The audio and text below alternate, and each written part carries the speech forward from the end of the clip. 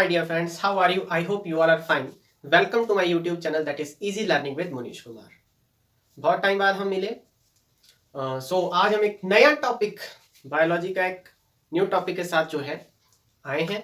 आज का जो हमारा टॉपिक रहेगा coagulation of blood. Very very important topic, coagulation of blood. Coagulation of blood very simple topic और एक बार से ये समझ आने वाला है।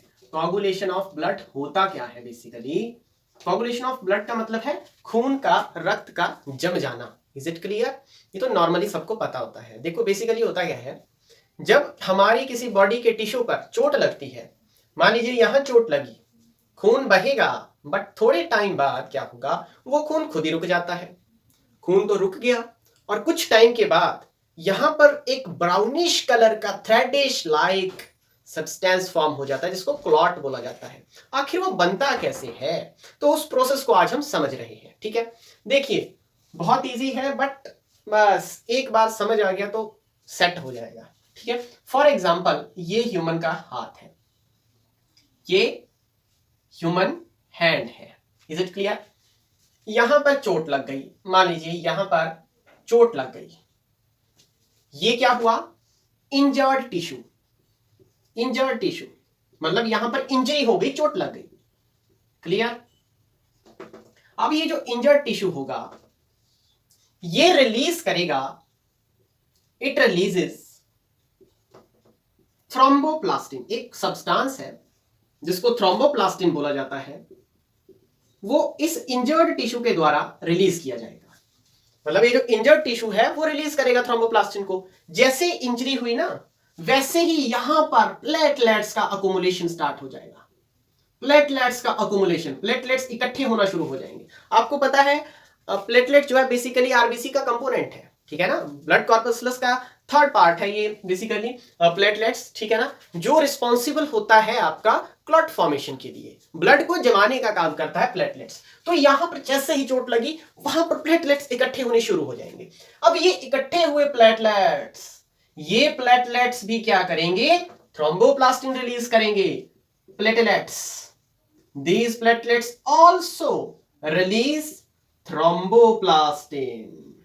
These also release the thromboplastin. Okay, यहां से थ्रोम्बोप्लास्टिन, यहां से, इसको बोलेंगे इंजर्ड टिश्यू थ्रोम्बोप्लास्टिन, इसको बोला जाएगा प्लेटलेट्स थ्रोम्बोप्लास्टिन। अब यहां पर एक इंपॉर्टेंट रोल प्ले करता है, यहां पर एक इंपॉर्टेंट रोल प्ले करता है कैल्शियम आयन।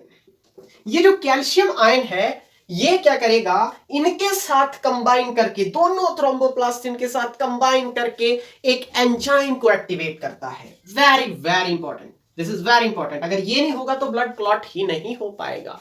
ठीक है ना, तो इसका बहुत ही ज्यादा इंपॉर्टेंट रोल है कैल्शियम आयन का। थ्रोम्बोप्लास्टिन के साथ रिएक्ट करके, कंबाइन करके एक एंजाइम को एक्टिवेट करेगा जिसका नाम है प्रोथ्रोम्बोकाइनेज। प्रोथ्रोम्बोकाइनेज, प्रोथ्रोम्बोकाइनेज इसको नाम दिया गया, या आप इसको बोलते हैं thrombokinase. Thrombokinase enzyme complex, enzyme complex, very very important. Prothrombokinase या थ्रोम्बोकाइनेज एंजाइम कॉम्प्लेक्स। क्लियर? अब बेसिकली इस प्रोथ्रोम्बोकाइनेज का काम क्या होगा? इस प्रोथ्रोम्बोकाइनेज का काम क्या है बेसिकली समझो। प्रोथ्रोम्बोकाइनेज का जो पहला काम होगा, फर्स्ट वर्क, पहला काम होगा इनएक्टिवेशन ऑफ हेपारिन।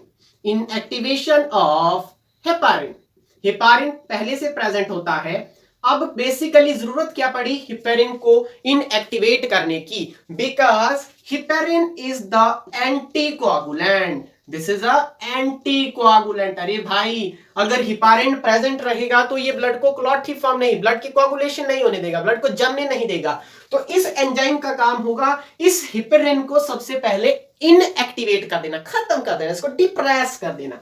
और सेकंड काम होगा कन्वर्जन। कन्वर्जन, किसकी कन्वर्जन? देखिए ये क्या करेगा, आपको तो पता है ब्लड के अंदर एक प्रोटीन प्रेजेंट होती है, ठीक है ना, ब्लड प्रोटीन्स प्रेजेंट होती है, प्रोथ्रोम्बिन, बेसिकली प्रोथ्रोम्बिन। प्रोथ्रोम्बिन क्या है? प्रोथ्रोम्बिन, ठीक है ना। अब इस प्रोथ्रोम्बिन का काम है, ये जो प्रोथ्रोम्बिन होगा इस प्रोथ्रोम्बिन को कन्वर्ट करेगा ये एंजाइम किसमें, थ्रोम्बिन में। किसमें कन्वर्ट करेगा, थ्रोम्बिन में। क्लियर। थ्रोम्बिन क्या है, एक्टिव फॉर्म है, प्रोथ्रोम्बिन इनएक्टिव फॉर्म है। अब बात उठेगी ये प्रोथ्रोम्बिन रिलीज कहां से होता है। प्रोथ्रोम्बिन आपका लीवर रिलीज करता है, लीवर से रिलीज होता है। लीवर में बनता कहां से है, सबसे बड़ी बात, लीवर में बनता कहां से है, ठीक है। लीवर में ये, इसमें बेसिकली होता क्या है, विटामिन के इसमें इन्वॉल्व होती है। क्या इन्वॉल्व होती है, बेसिकली विटामिन के से ये बनता है। विटामिन मैं लिख रहा हूं, विटामिन के से प्रोथ्रोम्बिन बनता है, और विटामिन के कहां बनती है, गट में बनती है बेसिकली। यहां से सारे क्वेश्चन सॉल्व हो जाएंगे बेसिकली। तो समझिए क्या किया, इस प्रोथ्रोम्बोकाइनेज ने इनएक्टिव प्रोथ्रोम्बिन को थ्रोम्बिन में कन्वर्ट कर दिया। तो ये काम सबसे पहले क्या किया, हेपारिन की इनएक्टिवेशन कर दी ताकि ब्लड कोगुलेट हो जाए। अब ये प्रोथ्रोम्बिन क्या करेगा, ये प्रोथ्रोम्बिन क्या करेगा, एक और प्रोटीन प्रेजेंट होती है हमारे ब्लड में, this is called as the fibrinogen. Fibrinogen, this is called as the fibrinogen. अब ये फाइब्रिनोजन क्या है भाई साहब, फाइब्रिनोजन एक तरह से सॉल्युबल फाइबर है but inactive. This is the inactive, एक पॉइंट लिखते हैं इनएक्टिव और एक पॉइंट लिखते हैं सॉल्युबल। मतलब ये इनएक्टिव है और सॉल्युबल है, मतलब आप कहीं भी डालें ये घुल जाएगी, ठीक है ना। मतलब कि जब तक थ्रोम्बिन नहीं होगा तब तक ये किसी भी चीज में घुल जाएगी। अगर घुल जाएगी भाई साहब तो ब्लड क्लॉट ही फॉर्म नहीं हो पाएगा। तो इस थ्रोम्बिन का काम होगा इस फाइब्रिनोजन को एक्टिव फॉर्म में कन्वर्ट करना, जिसको आप बोलते हैं फाइब्रिन। क्या बोलते हैं, फाइब्रिन। क्या बोलते हैं, बेसिकली फाइब्रिन बोला जाता है। ये फाइब्रिन आपकी एक्टिव है बट इनसॉल्युबल है। इस पॉइंट को याद रखें, this is the insoluble fibre, ठीक है ना। इनसॉल्युबल फाइबर है ये बेसिकली। अब देखो इनसॉल्युबल का मतलब क्या है, आप जितना मर्जी पानी में किसी भी चीज में डालते जाए सॉल्वेंट में, वो चीज घुलेगी नहीं। अब यही तो हमें चाहिए था, ठीक है ना। अगर कोई चीज घुलेगी नहीं तभी तो वो क्लॉट फॉर्म होगा, दिस इज सिंपल। ओके, अब ये फाइब्रिन क्या होगा, ये फाइब्रिन कुछ टाइम बाद कन्वर्ट हो जाएगा आपका सॉफ्ट क्लॉट में। थोड़ा सॉफ्ट, स्टार्टिंग में क्लॉट सॉफ्ट होता है, रेशेदार होता है, this is soft clot, called as the soft clot. और जैसे ही ये एयर की कांटेक्ट में आया, एयर की कांटेक्ट में आया तो यहां पर आपका हार्ड क्लॉट फॉर्म हो जाएगा। ये इसी को आप बोलते हैं रक्त थक्का, इसी को बोला जाता है रक्त थक्का। तो ये क्लियर एंड कट है बात, ठीक है। अब देखो इस पूरे प्रोसेस में एक बहुत इंपॉर्टेंट पॉइंट जो है नोटेबल है, मतलब नोट करने का है। क्या पॉइंट नोटेबल है यहां पर, देखो यहां पर बेसिकली 13 फैक्टर इन्वॉल्व होते हैं जो कि ब्लड की कोगुलेशन में हेल्प करते हैं, सबसे पहला। दूसरा पॉइंट क्या है, इसको कास्केड सिस्टम बोला जाता है। बेसिकली कास्केड सिस्टम क्या होता है, ऐसा सीक्वेंस प्रोसेस, मतलब प्रोसेस का एक ऐसा सीक्वेंस देखो जिसमें हर एक पार्ट में हर एक स्टेप की प्रोडक्ट जो है अगले स्टेप के प्रोडक्ट के लिए रिस्पॉन्सिबल है। देखो फॉर एग्जांपल यहां से थ्रोम्बोप्लास्टिन रिलीज हुआ, यहां से थ्रोम्बोप्लास्टिन रिलीज हुआ। अब इन्होंने क्या किया, इनकी रिएक्शन हुई तो प्रोथ्रोम्बोकाइनेज रिलीज हुआ। अब प्रोथ्रोम्बोकाइनेज प्रोडक्ट निकला, इसने अगली स्टेप में पार्टिसिपेट किया, इसका प्रोडक्ट ये निकला, इस थ्रोम्बिन ने अगली स्टेप में पार्टिसिपेट किया।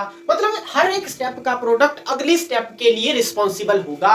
इस तरह के सीक्वेंटल सिस्टम को कास्केड सिस्टम बोला जाता है, इसी को आप बोलते हैं कास्केड सिस्टम। क्वेश्चन आ सकता है कि ऐसी कौन सी प्रोसेस है जिसमें कास्केड सिस्टम का यूज, मतलब कास्केड सिस्टम बेसिकली फॉर्म करता है। तो ये सारी आपकी क्या है, कास्केड सिस्टम है। Very simple. अब देखो सबसे बड़ी बात तो यहां पर है, जब तक कैल्शियम आयन प्रेजेंट नहीं होगा तब तक हमारा ब्लड क्लॉट नहीं फॉर्म हो पाएगा, ठीक है ना। और इसका भी मेन काम है, एंटीकोगुलेंट है, इसको तो इनएक्टिव करना पड़ेगा। जब तक इनएक्टिव नहीं करेंगे तो ये कोगुलेशन ही नहीं होने देगा ब्लड की। तो मतलब हर एक स्टेप में पिछले स्टेप का प्रोडक्ट जो मिलता है वो रिस्पॉन्सिबल होता है। मतलब आपके 13 इंटरमीडिएट यहां पर फैक्टर, कोगुलेटिंग फैक्टर काम करते हैं। इनमें से एक भी इंटरमीडिएट गायब कर दिया जाए ना, पूरी प्रोसेस रुक जाएगी। एक भी इंटरमीडिएट उठा के देख लो, खत्म, नो कोगुलेशन ऑफ ब्लड। तो this is all about the coagulation of blood. I hope सभी को क्लियर हुआ होगा। तो अगले लेक्चर में हम कोई नए टॉपिक के साथ मिलेंगे। So thank you and have a nice day.